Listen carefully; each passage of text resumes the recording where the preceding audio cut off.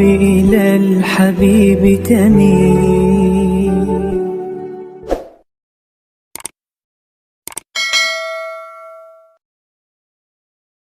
Niki kula pun janji nggih. Kula niku kan gek Selasa bulan yang lalu niku khatam hikam. Terus kula mulang hikam teng mriki Selasa pagi niku pun sekitar 2 tahun. Pokoke walhasil diparingi Allah niku khatam. Terus kula kepengin napa ngatami donga nu saniki mergi cara ulama tambah kathah tambah napa sae. Dadi ora usah sampean di perasaan ora melok ngaji kok melok khataman. Sing ngaji ya mbok paham ora ya ora roh.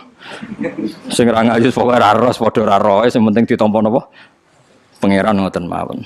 Dados kula gadah azam pokoke donga ngoten mawon nek donga ya ora usah tenanan ya apik ora ya apik. Mergo pangeran mesti napa pirsa. Jadi tenanan itu ikhlase, nak ndonga ora usah tenanan, sing tenanan apa? Mergi cara hikam niku termasuk ngeten. Hikam niku yang ngarang hikam niku jenenge Ibnu Athaillah As-Sakandari. Ini muridnya Abdul Abbas Al-Mursi. Abdul Abbas Al-Mursi niku muridnya Abdul Hasan apa? Asy-Syadzili. Kula niku sinau hikam mulai riyen mun bertahun-tahun sampai sekarang. Tiap badhe tilem sering maos hikam. Jadi hikam termasuk madzhab ngeten. Tapi aja nut kados tiyang sing ora tau mlebu masjid wae aja nut iku wali. Nah kowe gawe-gawe. Nah kowe nglakoni ngono ben dadi wali wae ora mutu niku mboten alami. Hikam itu kalau berdoa itu sekali. Kula nu nate umroh 2009, terus haji 2013. Terus kemarin kula umroh malih tahun kemarin, baru ruwah kemarin. Niku kadang-kadang berkali-kali kalau itikaf teng multazam, tapi ora tau sida donga sampai sakniki.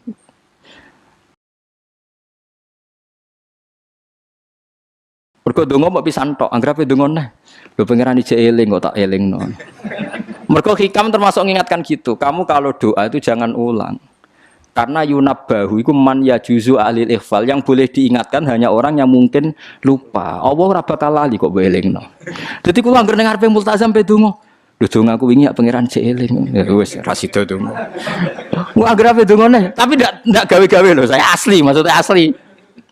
Anggere dongone. Kan cek eling kok. Ya wis.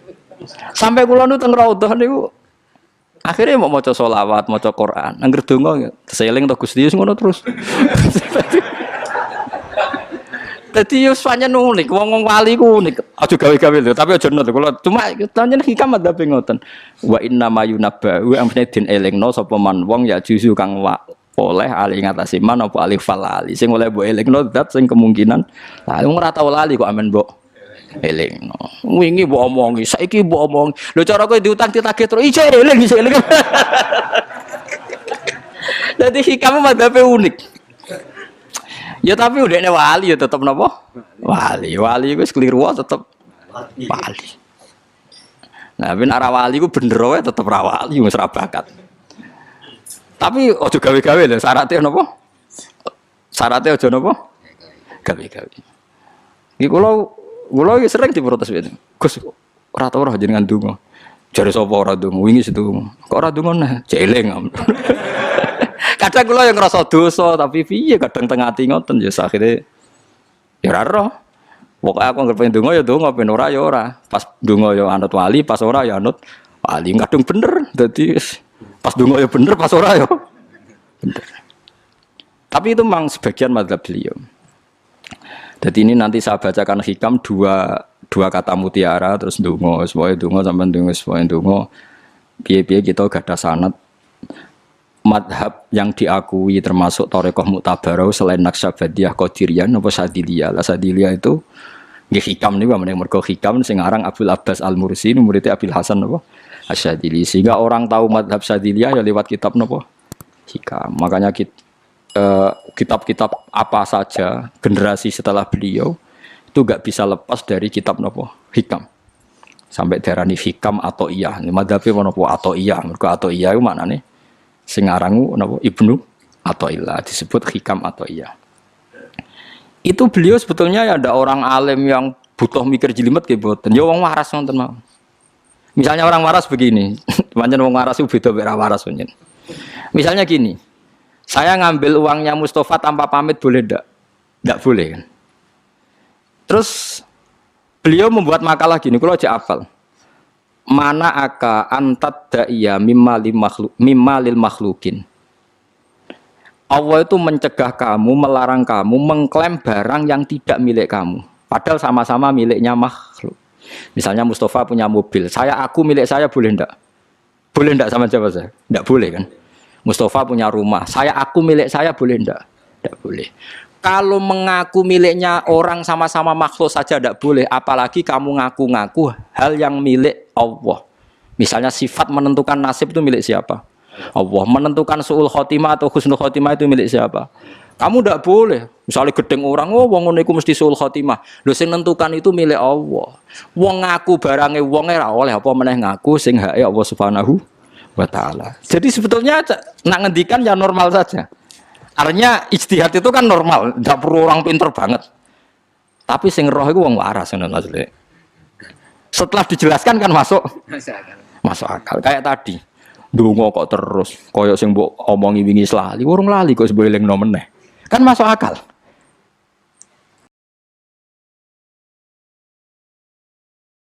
Tapi kok jangan anut aku, mergo ora asli, ora asli. Wong anut-anut kan mboten apa. Dadi ini kula waca kalih mawon nggih, kenangan kula ben dadi nggih kenangan kula napa makalah sanggeng napa hikam ya. Nggih kula waca Arab ya mawon engko napa. Nggih bismillahirrahmanirrahim. Kula nak maca malah bingung, biasa hafalan malah maca. Jadi piyambake ngendikan mana aka antatta iya male salaka mimalil makhlukin afayubihu laka antatta iya wasfahu wa rabbul alamin. Di Allah ngelarang jenengan mengaku barang yang miliknya orang lain, apalagi ngaku-ngaku hak sing miliknya Allah Subhanahu wa taala. Sehingga kita ndak boleh misalnya maksud noti yang wong iku mesti celaka, nyelakano orang itu hak sinten? Hak ya Allah. Kowe ora usah GR sok ben mesti bener, iso wae saiki bener sok ben salah. Kamu juga enggak usah merasa salah, iso wae saiki kira saleh sok ben saleh. Ya sudah itu hak ya Allah, sudah ndak itu.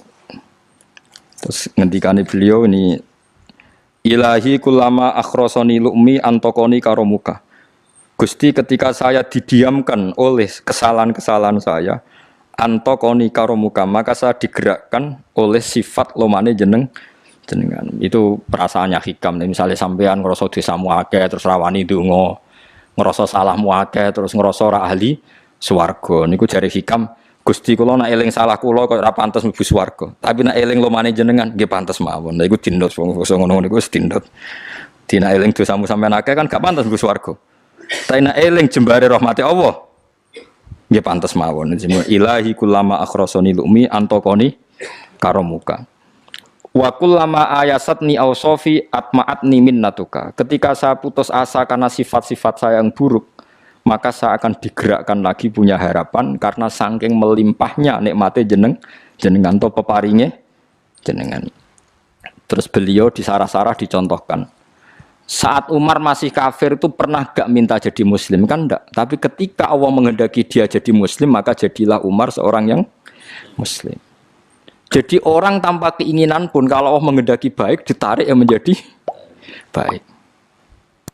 Artinya kamu jangan percaya wong aku apik dadi wong apik piye, wong aku ngene. Wong sing ora tau niat apik wae iso diapikno pangeran kados sinten Sayyidina Umar. Sunan Kalijaga ketika nggarong ning gone Sunan Bonang niate ya untuk emas. Niate wae elek, tapi ketika Allah ngersakno dadi apik ada takdir yang memandu dia jadi apik, bahkan dadi wali. Itu fakul lama ayasatni ausofi, ketika saya diputus asakan oleh sifat-sifat saya yang buruk, maka saya akan diharapkan lagi, diberi tomak, diberi harapan oleh banyak peparingnya napa jenengan. Jadi intinya kalau suwun khasnya madhab Sadili itu melihat sisi positif. Jadi misalnya jenengan sholat misalnya, ini rumah tenan gitu. Misalnya jenengan sholat, potensi gak diterima itu tinggi. Mungkin kita ada ikhlas, mungkin kita tidak tumak ninah, mungkin kita banyak melakukan kesalahan, mungkin eling macam-macam. Itu potensi yang menjadikan kita sholatnya tidak diterima Allah. Tapi cara madhab Sadilah berpikir gitu itu tidak boleh. Kamu harus ingat bahwa sujud ini luar biasa. Banyak orang yang nggak diberi anugerah sujud. Orang bertahun-tahun, berpuluh-puluh tahun hidup kafir tidak pernah sujud. Kamu sekarang ditakdir mau sujud. Jadi mestinya kena sholat bersolat subuh, matur nuwun Gusti tadi saya sujud sama jenengan, matur nuwun Gusti tadi saya rukuk sama jenengan. Gak usah mikir buat ditampa apa ora, eling terus. Nanti setelah zuhur ya begitu. Eling terus, tadi ditakdir sujud, ditakdir rukuk, ditakdir sholat. Sehingga madzhab Syadziliyah itu sampai mengatakan begini. Orang yang beribadah meskipun sedikit dan yakin bahwa itu peparingnya Allah, minnah dari Allah, itu lebih baik ketimbang ibadah banyak plus merasa kurang.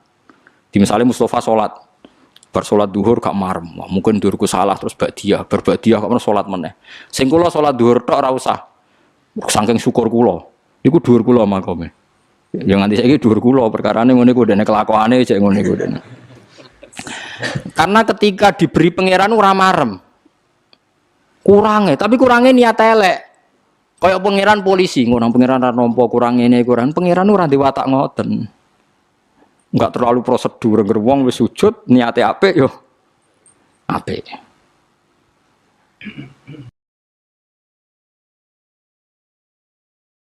Ya mulane kula nate debat mbek jenengan kula kan bolak-balik cerita.